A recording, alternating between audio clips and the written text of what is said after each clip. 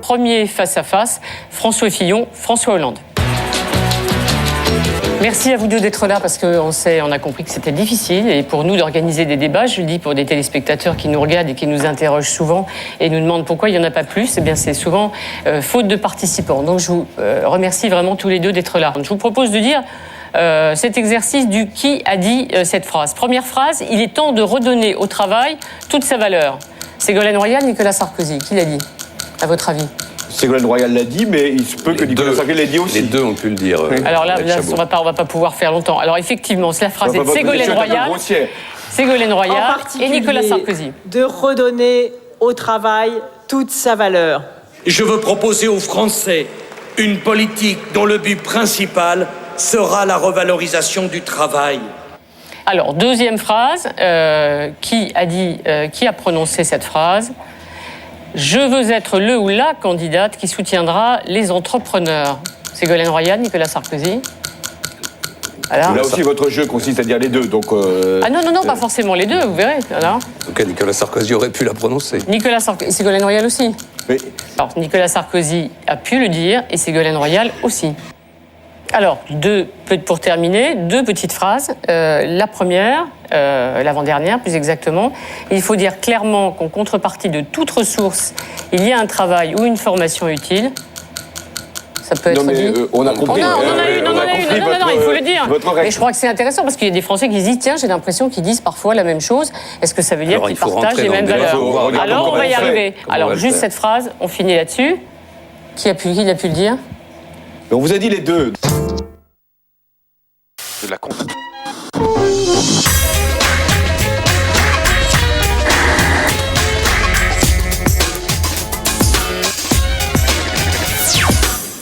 Salut à tous, moins actu, plus people, le magazine 7 à 8 de TF1 s'adapte à la concurrence de M6.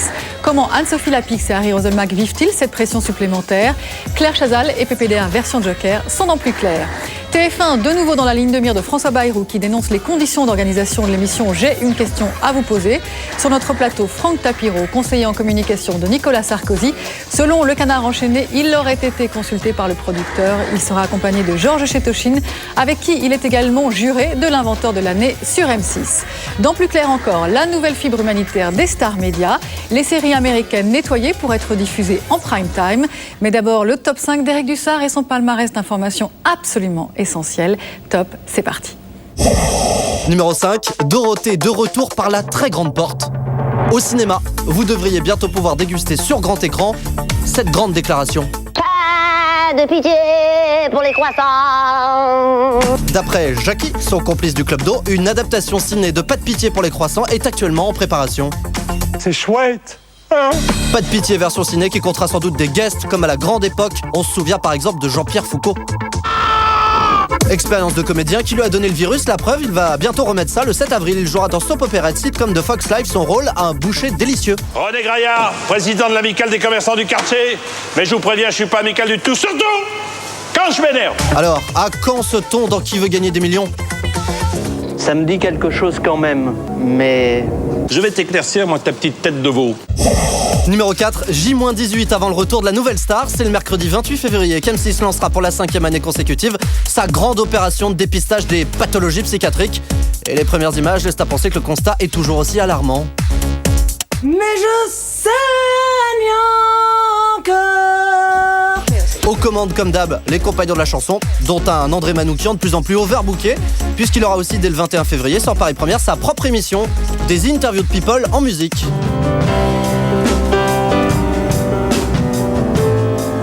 C'est bien de perpétuer la tradition Charlie Oleg. Numéro 3, après 1 an et demi d'absence, Claude Sérillon de retour à la télé sur France O. Une belle idée qui a enthousiasmé même beaucoup de Français. Depuis mardi, il présente en remplacement de Rachid Arab, parti au CSA, le magazine Autrement dit. Mais franchement, nous, on aurait plutôt vu comme animateur cet homme qui, lui, dit vraiment les choses autrement. Alors bon, ça veut dire prendre le bas dans le gars, parce que tout le monde est fait pour essayer d'accrocher ce saumon. Pour la 2e place, sont nommés l'Eurovision et les victoires de la musique. 2 événements officiellement lancés cette semaine. Grande nouveauté pour la cérémonie des victoires cette année. Chaque intervention ne pourra pas dépasser 1 minute.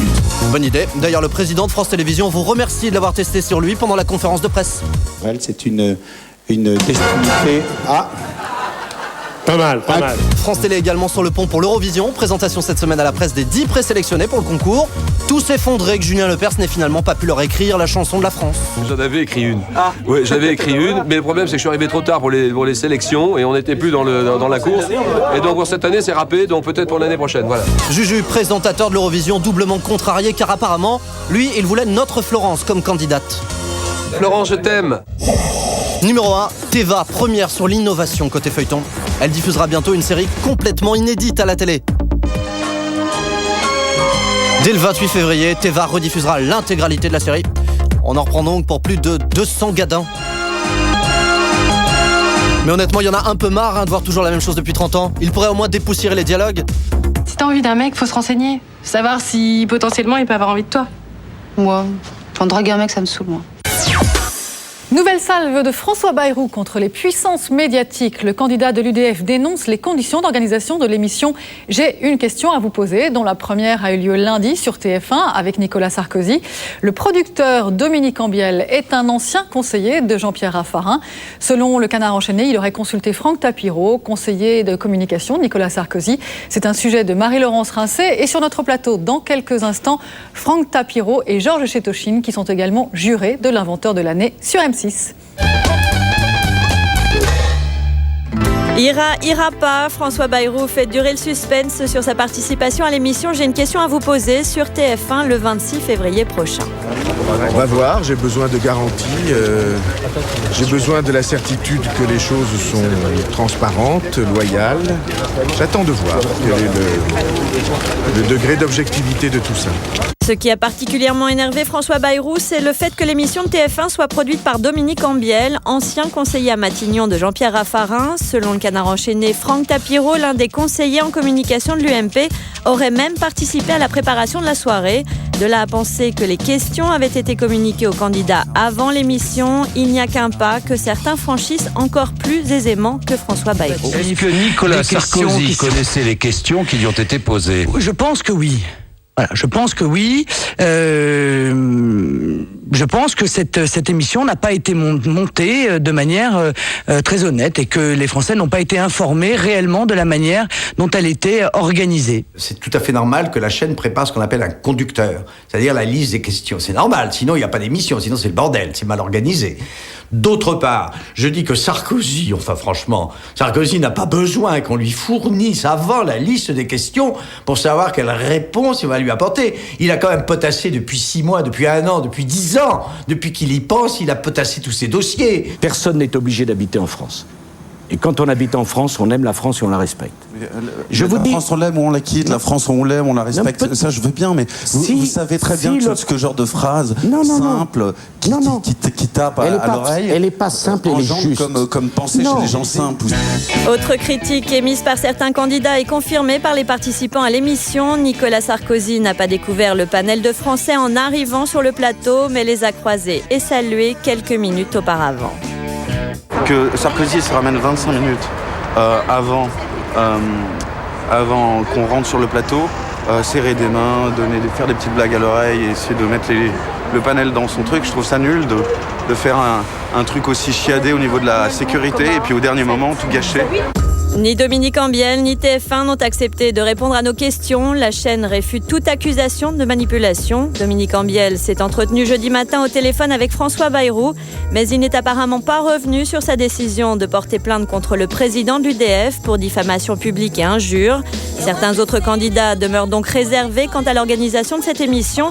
Corinne Lepage va même jusqu'à dire que TF1 a choisi son candidat. Reste que l'émission de lundi dernier a quand même rassemblé plus de 8 millions de téléspectateurs. Alors truquée ou pas, elle pourrait continuer d'attirer du monde. Enfin franchement, qu'est-ce que ça veut dire c'est truqué ? Alors les autres disent que c'est truqué, jusqu'au jour où ils y vont d'ailleurs. Car croyez-moi, il ira Bayrou, tout en disant je vais réfléchir, est-ce que j'irai ? C'est truqué, je vais peut-être pas y aller, tu parles. Georges Chétochine, Franck Tapiro, bienvenue. Bonjour. Bienvenue sur le plateau de Plus Clair. Alors avant de parler de votre émission sur M6, l'inventeur de l'année, nous allons évoquer l'actualité politico-médiatique ou médiatico-politique, puisque Franck Tapiro, vous êtes au cœur de cette actualité dans la mesure où le Canard enchaîné a révélé mercredi que vous auriez contribué de près ou de loin à l'émission J'ai une question à vous poser sur TF1. Ma question est toute simple. Avez-vous contribué à cette émission? Pas du tout, c'est du fantasme pur. Non, c'est du fantasme pur, mais bon, c'est un peu le jeu de la campagne, surtout le jeu de François Bayrou qui essaye en tout cas de se positionner. Moi je suis consulté par pas mal de chaînes de télé depuis quelques années sur des émissions de télé. Je suis moi-même aussi aujourd'hui et avec mon ami représentant d'une émission qui est les inventeurs de l'année, et ça m'arrive souvent d'avoir un coup de fil de personnes qui me disent tiens, qu'est-ce que t'en penses, j'ai donné un avis. Alors de là, donner un avis à dire que c'est moi qui ai écrit le concept de cette émission, c'est totalement faux. Mais de toute façon, François Bayrou réagit en regardant cette émission en se disant mais finalement, je vais devoir moi aussi affronter ce Français. Et aujourd'hui, qui est insulté dans cette histoire? C'est pas moi, c'est pas Dominique Ambiel ou TF1, c'est plutôt TNS Sofres, qui s'est chargé justement du panel de 100 personnes. Alors que c'est très facile pour François Bayrou d'aller interroger les 100 personnes et de leur demander si elles ont été manipulées ou autres. Mais l'une de ces personnes a déclaré dans la presse, au lendemain de l'émission, que les questions avaient déjà été données le matin et que vous-même les auriez eues à midi. Attendez, alors moi c'est facile à prouver, j'étais à New York. Donc malheureusement pour eux, montrez-nous votre billet d'avion. Malheureusement pour eux, c'est facile à démontrer. J'étais à New York pendant une semaine, c'est encore du fantasme absolu. Donc, vous avez une carte UMP, Georges Chétochine? Oui, tout à fait. Je suis à l'UMP depuis des années et je trouve que ceux qui font ce type de déclaration sont des apprentis sorciers.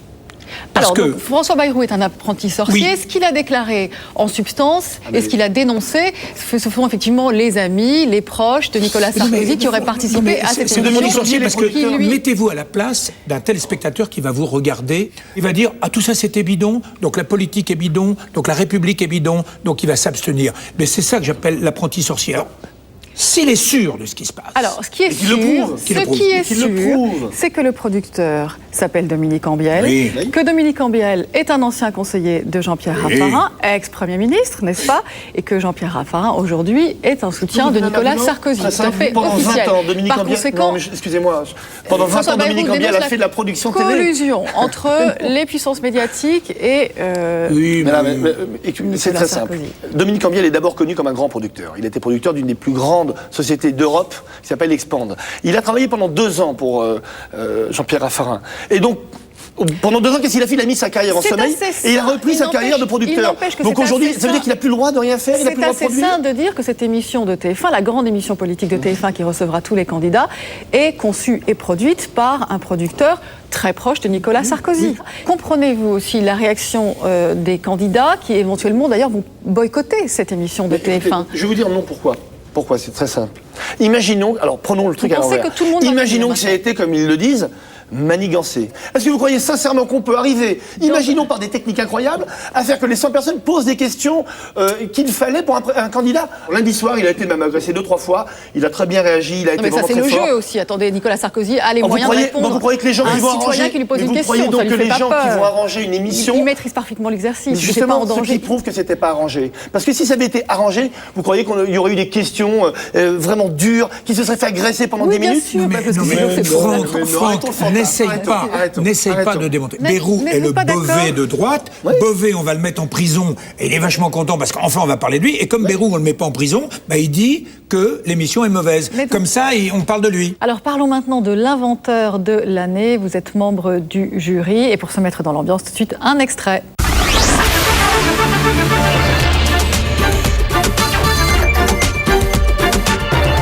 Voici une veste, voici une tente, habit, habitat. Bien. Donc il s'agit d'une tente, une personne qui se transforme en veste ou d'une veste qui se transforme en tente, vous voyez. Ça va très vite. Je boue pour cette invention, j'ai vraiment envie de tout donner, quoi. Vraiment d'aller au bout de l'aventure avec vous, de pouvoir vous prouver mon potentiel. Si je vous dis non. Je pleure. Dans ce type d'émission, la star c'est le jury, comme dans La Nouvelle Star. Je sais pas. Ça repose beaucoup sur vous. Je crois que c'est une émission très très nouvelle parce qu'il y a 3 éléments. Il y a le jury, c'est incontestable. Il y a l'invention. qui peut être jugée comme bonne ou mauvaise, ou on comprend Parfois, vous êtes assez dur d'ailleurs quand l'invention ne vous plaît pas. C'est pas qu'elle ne plaît pas. On est contrastés tous les deux. Moi, j'essaie d'être gentil. Vous pouvez retoquer les candidats, alors qu'on sent qu'il y a énormément d'émotions pour eux, dans la mesure où c'est parfois aussi la recherche d'une vie, un investissement financier important. C'est le loto. On les a sentis effondrés lorsqu'ils ont été mais on s'est donné comme... Oui, mais on s'est parlé quand même un petit peu avant, et c'est vrai qu'on a des postures différentes. Moi, je fréquente des créatifs toute la journée. Et un créatif, quand il vient vous voir, il donne un peu de sa vie. C'est comme ça. Alors en pub, évidemment, c'est un petit truc. Mais quand un inventeur passe parfois 10, 20, 30 ans, investi jusqu'à 500 000 euros, toute sa famille est sacrifiée, on ne peut pas renvoyer quelqu'un chez lui comme ça. Donc on peut lui dire non, mais en lui disant, je crois en vous, pas en votre invention, continuez, vous allez y arriver. C'est une façon de s'en sortir positivement. La prochaine émission sera en direct ? Alors la prochaine est en direct, c'est la finale. Donc évidemment, c'est le moment fatidique où les 4 inventeurs finalistes seront là face au grand public. En compétition, vous pouvez nous dire, parce que c'est tellement drôle, je préfère que vous le disiez plutôt que moi. On le sait. Maintenant, on le sait. Il y a l'épilateur. Il y a le barbecue, il y a le glam suisse de la jeune fille, et puis il y a la prise économise, la prise que j'appelle Al Gore, parce que elle a été suggérée par le président Al Gore. Enfin, bon, voilà, c'est les 4 trucs qui restent, et évidemment, c'est le public qui va choisir. Y aura-t-il une saison 2 ? Mais moi j'ai un argument très simple. Regardez ce qui se passe aujourd'hui chez les Français. Depuis que cette émission s'est lancée, le nombre de gens qui se sont déclarés être des inventeurs. Je suis persuadé que dans chacune des familles françaises qui nous regardent, il y a au moins une personne qui est ou un inventeur déclaré ou caché. Et ben moi je pense que c'est pas 3000 inventeurs qu'on aura au prochain. C'est au moins 6000, voire même 10 000. Je vais vous dire, je ne vous donnerai pas le nom. On le sait. Un ministre en exercice. Et un président. M'a appelé, que je connais bien, et m'a appelé en me disant... c'est fantastique, etc. Ma fille a une invention. Et d'ailleurs, cette invention avait été faite, c'était la lumière dans le sac. Et on l'avait vu, c'était fantastique. De qui s'agit-il ? La fille de qui ? La fille d'un ministre. Merci, messieurs, d'avoir participé à cette émission plus claire. Et puis, bonne chance pour la finale de la semaine prochaine. Merci à vous. Et puis peut-être rendez-vous l'année prochaine. Si vous avez vous-même une invention, on sera ravis de vous recevoir. Je vais réfléchir. Moi, j'aimerais bien voir avec vous cette invention. Merci, messieurs. Dans la série On ne sait plus quoi inventer, pour pouvoir diffuser les séries américaines en prime time, les chaînes ont 2 solutions. Interdire le programme aux moins de 12 ans ou édulcorer la série. Et vous allez voir qu'il n'y a pas que le sang et le sexe que l'on expurge. Julien Dugast. Quand M6 passe la série Les 4400, la chaîne fait couper certaines scènes. Dans cet épisode de la première saison, voici la scène telle qu'on vous l'a montrée. Et voici la même scène diffusée aux États-Unis. Pas très respectueux de l'œuvre originale, donc. Je ne crois pas que ce soit acceptable de couper une œuvre sous prétexte de la passer dans un cadre, entre guillemets, familial, parce que ça dénature l'œuvre. Mais il y a bien pire. Mi-janvier, les auteurs de doublage se réunissaient au siège de la SACEM pour dénoncer la censure croissante qui frappe leur travail. Jean-Louis Sartou, qui traduit et adapte des séries depuis 20 ans, était en première ligne. Ce n'est plus uniquement le fait d'un mot un peu trop grossier, trop bordurier de temps en temps. Ce n'est plus des noms de marques à éviter parce que on craint la publicité déguisée. Maintenant, c'est éviter de parler de tout ce qui est chaud dans l'actualité. Éviter de blesser toute communauté religieuse, ethnique, sexuelle, un mot qui pourrait être mal pris. Il faut s'abstenir. Quel genre de mots, par exemple ? Même lorsque, simplement, un Américain dit « My God », faut pas mettre « Mon Dieu ». Parce que là, on ne sait pas comment ça peut être pris. On ne prononce pas impunément le nom du Seigneur. Des listes circulent carrément sur les mots à ne pas prononcer. Signé par personne, sur aucun papier en tête. C'est joyeux comme ambiance, hein. De mots, d'expressions qu'il faut éviter. Évidemment, le problème n'est pas nouveau. Dallas et Starsky Hutch, par exemple, ont été caricaturés, voire sacrifiés sur l'autel de l'adaptation française.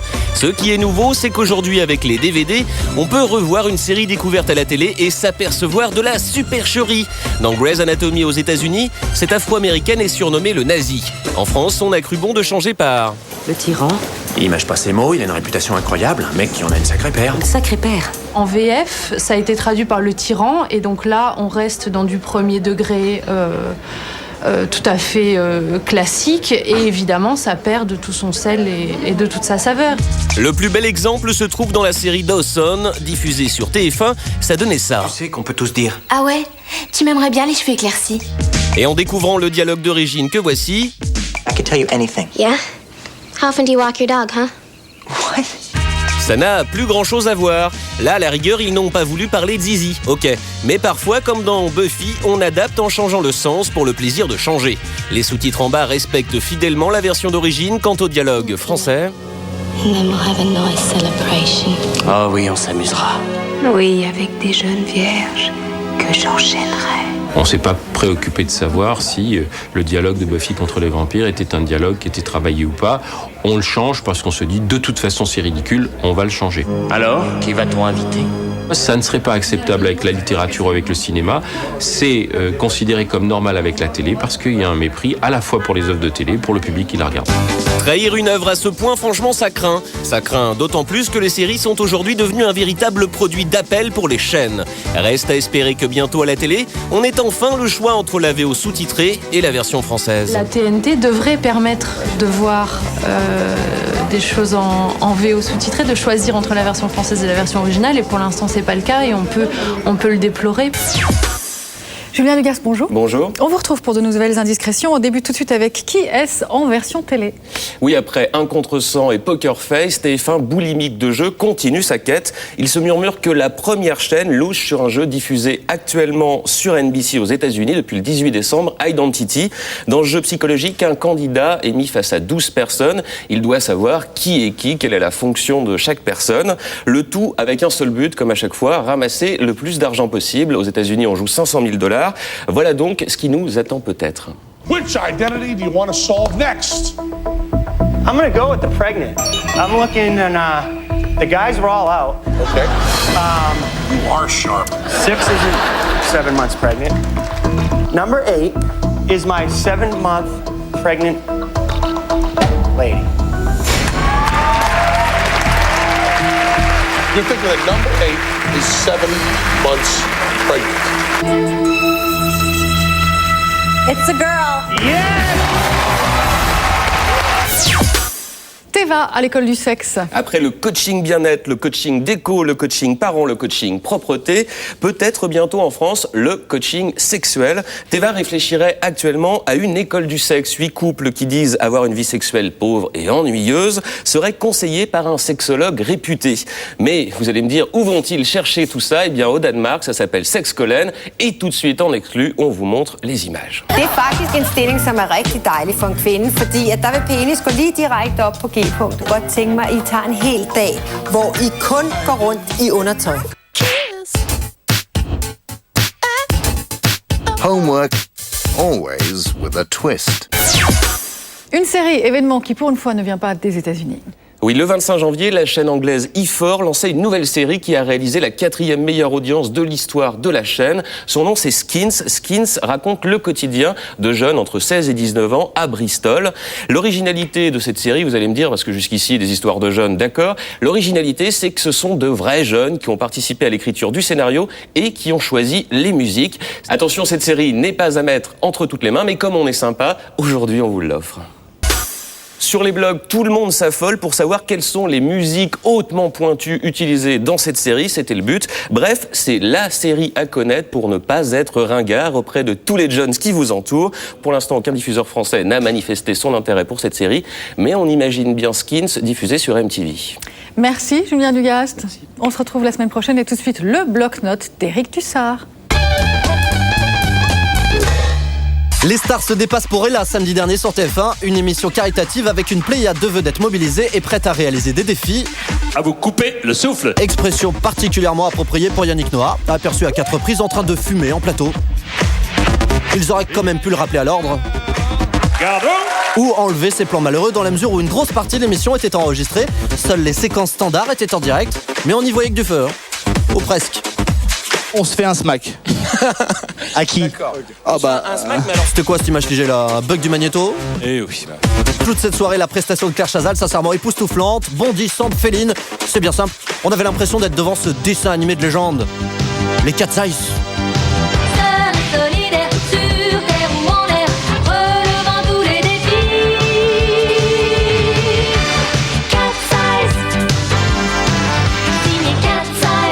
Claire qui qui a, vous ne le saviez peut-être pas, un sosie non officiel sur BFM TV, Florence Duprat. Et elle aussi a relevé un superbe défi cette semaine.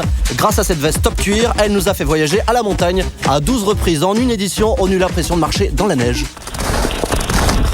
Allez, dans un instant, nous partons à la vigilance entre l'éventuel épisode de risque de 6. Où est-ce qu'on en est? Tenue de soirée samedi dernier sur France 2, ou plutôt, la nouvelle star. Françoise Laborde à l'honneur dans France Soir mercredi avec cette photo. Pourquoi? On se le demande bien, vu qu'il s'agissait d'une interview de sa sœur Catherine. Ils se sont légèrement emmêlés les pinceaux. C'est impressionnant. C'est pas à Michel que ce sera arrivé ça. Lui, on ne peut pas le coller sur quoi que ce soit. Un vrai Jean Gabin. Je le sais. Cette reprise de Jean Gabin par Michel, ce qui vaut toujours mieux qu'une reprise de MC Jean Gabin. Je t'emmerde et je t'emmerde. MC Jean Gabin, rappeur tout doux, qui aurait eu tout à fait sa place lundi soir sur Europe 2 TV pour les trophées du hip-hop, car il aurait été raccord avec l'ambiance de cette cérémonie, très apaisée. S'il vous plaît. Écoute-moi. Arrête tes conneries. Mais s'il vous plaît. À 13 reprises, on s'est posé la même question que Diams. C'est quoi cette cérémonie de barge?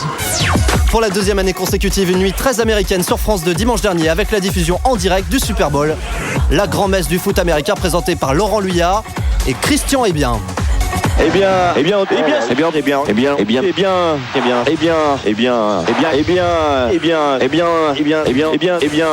59 et bien, et côté audience, ce n'est justement pas très bien. 400 000 téléspectateurs seulement, c'est bien moins que l'an dernier.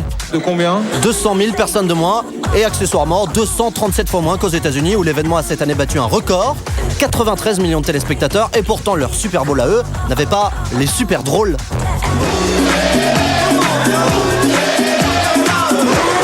France 2 toujours dans l'ambiance Super Ball mercredi avec un tirage du loto pas comme les autres qui a dû leur donner les Super Boules. Premier numéro de ce deuxième tirage, le 34. Puis justement 34 secondes de grand n'importe quoi pour la suite du tirage. Plus de voix ni d'inscription des numéros à l'écran. Comme vous avez pu le constater, chers amis, nous avons eu un petit souci avec ce deuxième tirage. Tout a bugué mercredi, même David Martin, avec une liaison gagnante. Bien évidemment, il sera accompagné. Une petite erreur qu'il s'est néanmoins empressé de corriger. Elle sera accompagnée. Une traduction légèrement capricieuse. Je vais vous donner ma traduction à moi, puisque je l'ai.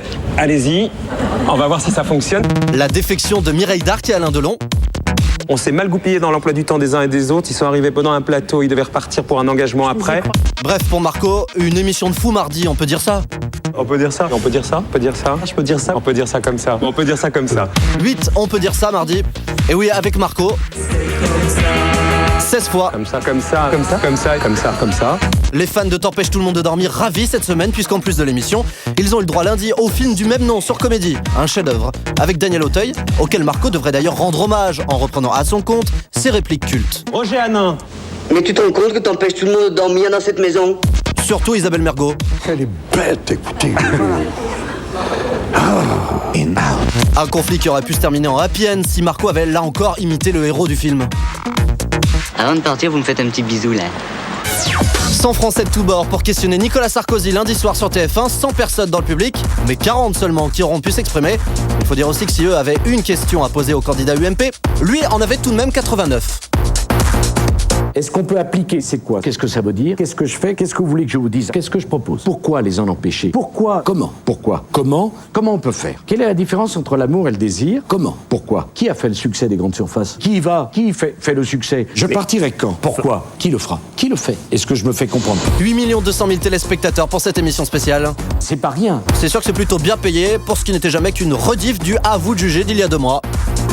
À quoi cela sert-il d'avoir du temps libre si on n'a pas les moyens de se payer des vacances? À quoi ça sert les RTT quand on n'a pas de quoi payer des vacances à ses gosses? Qu'on arrête en France de prêter de l'argent à celui qui n'en a pas besoin. Aujourd'hui en France, on prête l'argent de préférence à ceux qui n'en ont pas besoin. Je considère qu'une grosse rémunération, quand il y a un grand risque, c'est normal. Si on prend un gros risque, c'est normal qu'on ait une grosse rémunération. C'est pas parce qu'on est malade qu'on n'a pas le droit de se loger. C'est pas parce qu'on est malade qu'on a moins besoin de se loger. Lundi soir sur TF1, 29 réponses déjà vues à la télé. Et je m'en réjouis. Juste après la pub et le zapping, Anne-Sophie Lapix et Harry Roselmack sont dans Plus Clair. À tout de suite.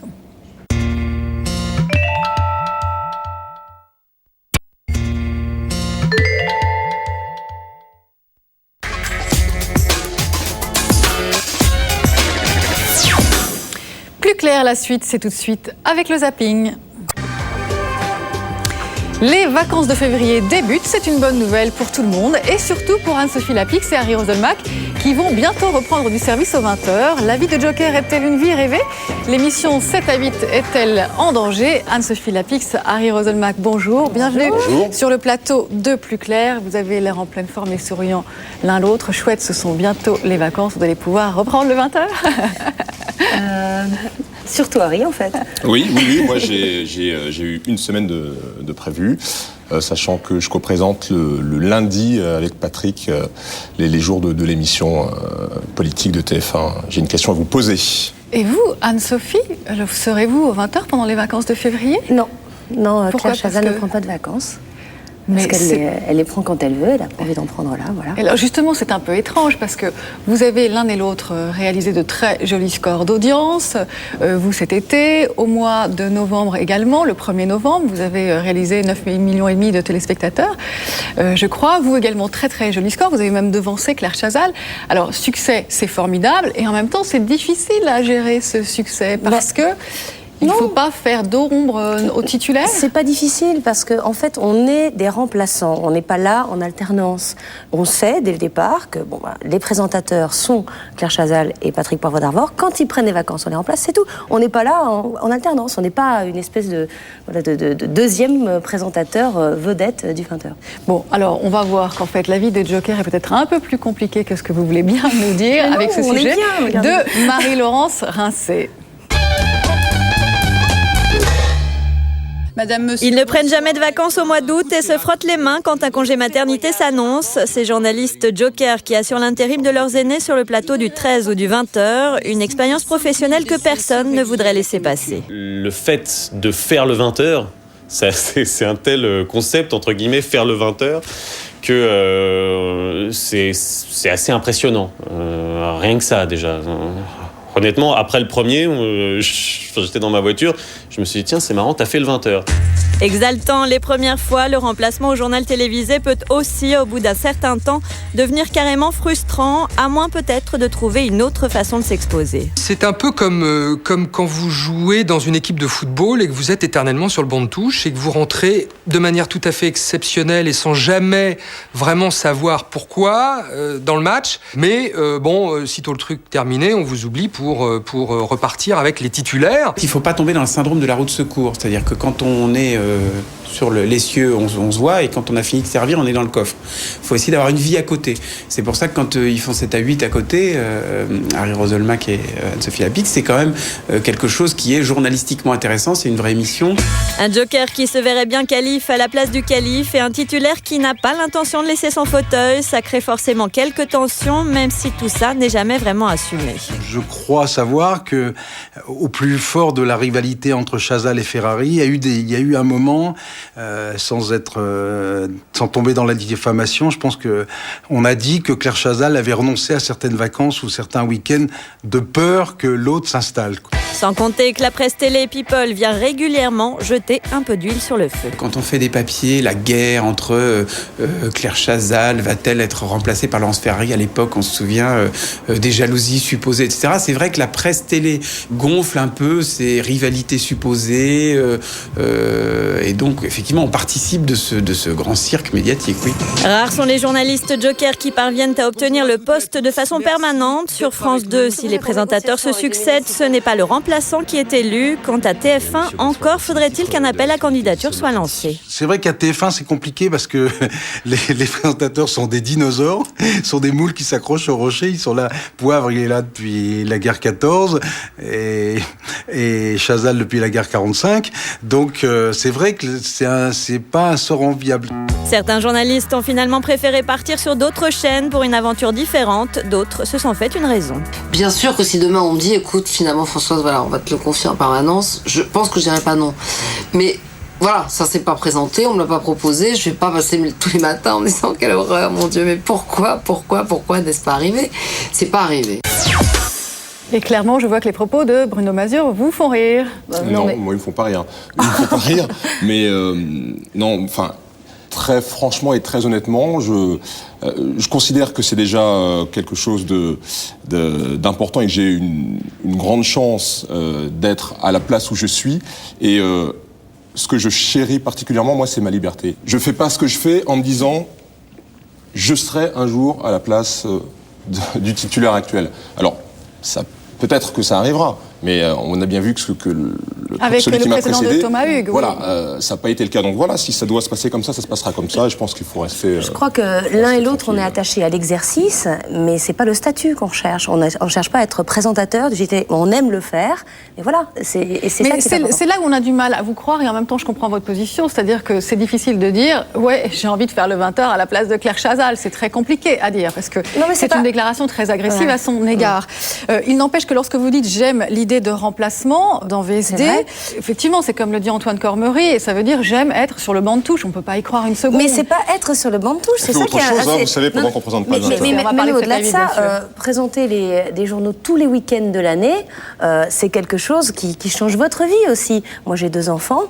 Travailler tous les week-ends, c'est pas un fantasme pour le coup. Donc, si on me proposait effectivement un poste de titulaire, je ne le refuserais pas, évidemment. Mais je vous dis que je ne fantasme pas dessus. Vous n'avez pas le sentiment que la presse écrite aussi alimente cette rivalité éventuelle?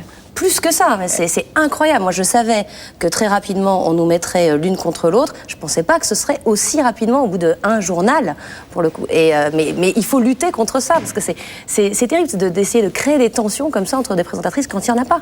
7 à 8 aussi, magazine, donc une fois par semaine, hebdomadaire, que vous présentez l'un et l'autre, et qui a connu un net succès lorsque vous avez démarré, avec un fléchissement ensuite en fin d'année, parce que vous aviez une concurrence forte, en l'occurrence avec M6, l'émission des &Co présentée par Valérie Damido. Ce n'est plus qu'un mauvais souvenir?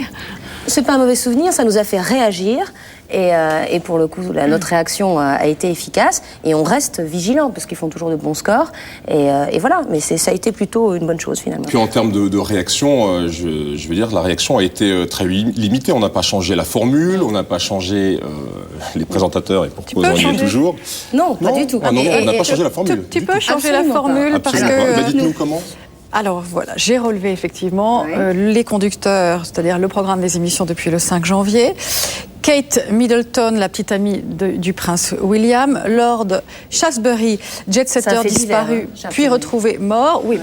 Enfin, il est pas la très chute connu du par la tsar jet-set, de Courchevel, le portrait de Michel Sardou, de Christina Aguilera, de Mireille Darc et Alain Delon, Cyril de la Starac, les déboires de Sami Nasseri. Mais il y a toujours eu ça. On voit bien où vous voulez en venir. Gala Non, pas du tout. Il y a toujours eu ça. Et quand vous dites Michel Sardou, là par exemple, cette semaine, on a Juliette Gréco. Moi, je veux bien qu'on la mette dans la section People, mais on peut la mettre aussi dans la section Culture. Donc c'est une espèce de... Voilà, vous citez des noms. Cyril de la Starac. La force de 7 à 8, ça a toujours été sa grande diversité. Et nous sommes allés en Somalie, nous avons fait beaucoup de sujets sur la réalité concrète des Français. Ce qu'on peut observer, c'est que vous avez un petit peu déplacé le curseur sur le contenu de l'émission et que vous avez fait un peu plus people. Pourquoi ne pas le dire d'ailleurs? Parce que c'est faux. Donc il n'y a eu aucune consigne de Robert Namias et d'Étienne Moujotte. Étienne Moujotte et Robert Namias, très présents sur cette émission. Extrêmement présents sur cette émission. À aucun moment, nous nous ont demandé de faire du léger ou du people. Qui décide des sujets qui sont très présents? C'est nous qui décidons des sujets en conférence de rédaction et nous les proposons le mardi matin lors d'une réunion avec les responsables de la chaîne. Et eux aussi peuvent nous soumettre des sujets s'ils le veulent. Et lorsque vous regardez une émission, on essaie de faire attention à l'équilibre entre sujets de société, sujets à l'étranger découverte ou des sujets un peu plus lourds et des sujets effectivement un peu plus légers. Et il y a eu une émission un peu plus people qui était l'émission de rentrée de vacances, de retour de vacances, qui effectivement était un petit peu plus légère. Il fallait relancer un peu cette à 8 qui souffrait. Non, c'était une émission de fin de vacances. C'est pas celle qui a fait le meilleur score d'ailleurs. Et c'est pas du tout celle qui a fait le meilleur score. Celle qui a fait le meilleur score n'avait pas du tout people. Le problème, c'est qu'en valeur absolue, vous étiez effectivement devant M6, mais en termes de ménagère, si chère, on était devant aussi, sauf une fois. Chaînes, voilà. En fait, c'est elle qui avait tendance à filer, faire la déco sur M6. Une fois, la ménagère nous a trahis, une seule fois, et elle est revenue assez rapidement chez nous, donc il n'y a pas eu de problème à ce ce niveau-là. Et décidément, M6 ne vous laisse pas tranquille parce qu'ils ont programmé 1 heure avant vous, le dimanche à 17h40, l'émission 66 minutes. Comment la trouvez-vous? Alors, c'est bien. Sur la forme. C'est bien, mais pour le coup, ça nous... En plus, ça nous... c'est que l'émission fonctionne et que... Et ça ne nous a pas enlevé un seul téléspectateur, donc pour le coup, nous nous félicitons qu'il y ait de plus en plus d'émissions de magazines, surtout si ça ne nous touche pas. Merci à vous deux d'être venus sur le plateau de Plus Clair, et puis bonnes vacances à vous sur TF1, et puis vous, peut-être au ski, au soleil, à la maison. Voilà, j'en profite. Merci à vous deux. Bataille et Fontaine au Liban contre les mines antipersonnelles. PPDA, ambassadeur de l'UNICEF, Mélissa Thuriot, Claire Chazal, Béatrice Schoenberg, Laurence Ferrari. Les organisations humanitaires sollicitent de plus en plus les stars médias. Tout le monde est gagnant. Servir une cause et qu'on en cause, c'est un sujet de Damien Cabrespine. Pour être un bon animateur télé, doit-on montrer qu'on a du cœur? Depuis quelque temps, en tout cas, le PAF s'emballe pour les bonnes causes. Exemple, Pascal Bataille et Laurent Fontaine qui sensibilisent le grand public aux atrocités des bombes à sous-munitions au Liban. Nous sommes dans les bureaux d'Handicap International à Tyr pour assister à un briefing mené par Zach Johnson, le chef de la mission déminage. Les animateurs qui ont également fait le tour des plateaux. Après leur passage chez Laurent Ruquier, le site internet de l'association est passé de 400 visiteurs par jour à plus de 2000. On sait très bien que, n'étant plus à l'antenne en ce moment sur TF1, ça suscite la curiosité et l'envie de nos petits confrères de nous avoir dans leurs émissions pour nous demander alors comment, quand vous revenez pas, ça va avec Étienne, ça va pas, etc.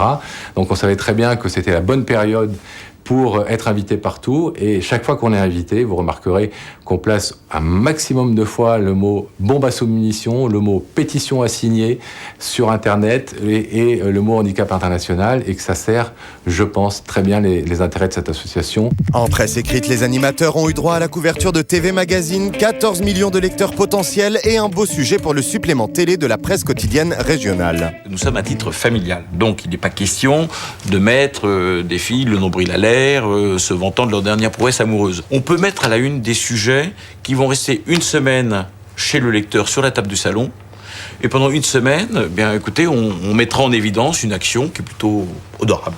Autre exemple, Mélissa Thuriot, Karine Lemarchand et Hervé Matou croqués en Monsieur Madame Bonne Cause.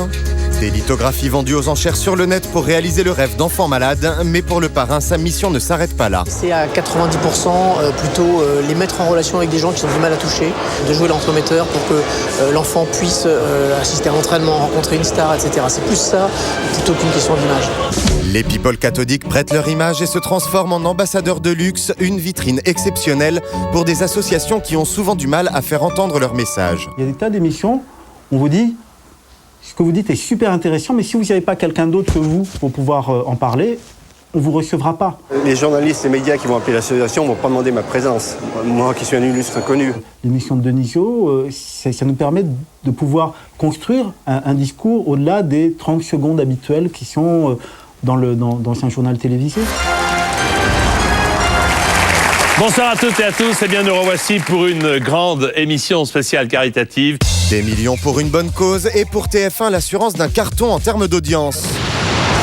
Et la télé-réalité n'est pas en reste. Si les célébrités s'éclatent au Brésil, jouent au fermier ou intègrent la première compagnie, c'est aussi pour défendre les intérêts d'une association. Le fait que une émission de télévision ne parle pas beaucoup de l'association, c'est pas grave. L'important, c'est que l'adresse de l'association soit visible. Ras-le-bol qu'on puisse pas parler des associations, oui. En termes d'image, pour la suite, ça leur permet d'exister et donc lorsque les gens réfléchiront à donner à telle ou telle association, ils auront celle-ci en tête. Samedi dernier, le prime time de TF1 a déçu en récoltant seulement 1 650 000 €, un chiffre inférieur aux années précédentes. Vous êtes entraîné pendant des mois et pour une seule cause est là. Mais la médiatisation faite autour de la nouvelle meneuse de revue Made in TF1 a durablement placé l'association Ella sous les feux de la rampe médiatique. Et maintenant, dans Plus Clair, tout ce qu'il ne fallait pas manquer cette semaine sur le net, c'est signé Marc Dérian. LCI.fr a-t-elle rasé les moutons de Nicolas Sarkozy? C'est la question que posait le site du Nouvel Obs au lendemain de la prestation du candidat sur TF1. La rediffusion de l'émission disponible sur LCI.fr était en effet amputée de cette séquence plutôt houleuse. Quand on habite en France, on respecte ses règles. Excusez-moi. C'est-à-dire qu'on n'est pas polygame, on pratique pas l'excision sur ses filles, on n'égorge pas le mouton dans son appartement. LCI s'est empressé de démentir toute censure en évoquant un problème technique. La séquence a depuis été réintégrée. Elle pourrait aussi trouver une place dans la rubrique gaffe de campagne du site qui recense toutes les bourdes des candidats. Mais faut pas trop rêver non plus. Champagne pour France 24. Une étude publiée cette semaine rapporte que son site web est le 3e le plus visité parmi les sites des chaînes d'infos internationales.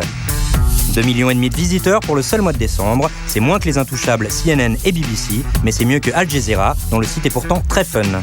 On y trouve des petits dessins animés satiriques qui revisitent l'actu.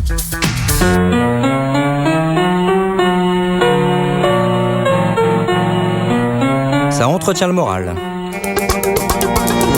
I bought Buckwalla, I just died.